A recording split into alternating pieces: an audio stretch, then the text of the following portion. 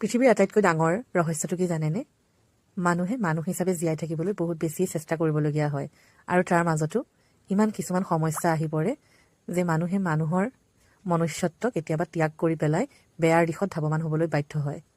কিন্তু যিসকল ব্যক্তিয়ে নিজৰ মনুষ্যত্ব পৰিহাৰ নকৰি চিটুৱেশ্যনৰ লগত কম্প্ৰমাইজ কৰাৰ সলনি নিজকে এক শুদ্ধ পথত ৰাখে আৰু নিজৰ যি প্ৰবল ইচ্ছাশক্তি আৰু নিজৰ যি সততা, সেই সততা বজাই ৰাখি আৰ্তজনক বা যিজন মানুহ বিপদত পৰিছে সেই বিপদত পৰা ব্যক্তিজনক সহায় কৰিবলৈ বুলি আগবাঢ়ি যায় আৰু নিজৰ জীৱনটোৰ লগত কেতিয়াও কোনো কাৰণতে কম্প্ৰমাইজ নকৰে, সেই ব্যক্তিয়েহে কিন্তু আচলতে মানুহ হিচাপে পৰিগণিত হয়।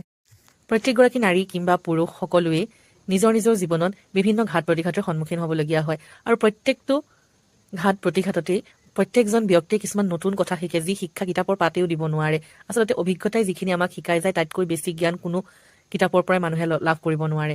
আৰু যিমান বেছি আমি অভিজ্ঞতা গোটাবলৈ আমাৰ জীৱনটোত চেষ্টা কৰিম, সিমানেই আমাৰ জীৱনটো সমৃদ্ধ হ'ব যেন মোৰ অনুভৱ হয়। কিন্তু সেই ঘাত প্ৰতিঘাতবোৰৰ সন্মুখীন হ'বলৈ, সেই ঘাত প্ৰতিঘাতবোৰৰ মোকাবিলা কৰিবৰ কাৰণে আমাক জ্ঞানৰ অত্যন্ত প্ৰয়োজন। জ্ঞান মানে সেই ব্যৱহাৰিক জ্ঞানখিনিৰ প্ৰয়োজন, যিখিনিৰ জৰিয়তে আমি আমাৰ সমস্যাসমূহ সহজতে টেকল কৰিব পাৰোঁ। তাৰ বাবে কিন্তু কিতাপ বহুত বেছি প্ৰয়োজনীয়। আপোনালোকে বুজি পালেনে মই কি ক'লোঁ? ইয়াৰ অৰ্থ এইটোৱেই যে আমাৰ জ্ঞানৰ ভঁৰাল টনকিয়াল কৰিবলৈ হ'লে আমি কিন্তু পঢ়া শুনা কৰি থাকিব লাগিব। যিকোনো ধৰণৰ ভাল কিতাপ যদি আমি পঢ়িব পাৰোঁ, তেতিয়া আমি বিভিন্ন দিশৰ জ্ঞান লাভ কৰিব পাৰিম। বাকী নিজৰ জীৱনটোক সুন্দৰকৈ জীয়াই ৰাখিবলৈ হ'লে এটি সুন্দৰ হাঁহিৰে সৈতে প্ৰতিটো সুপ্ৰভাতলৈ পৰিণত কৰক। নিজৰ জীৱনটো সঁচাই সুন্দৰ হ'ব।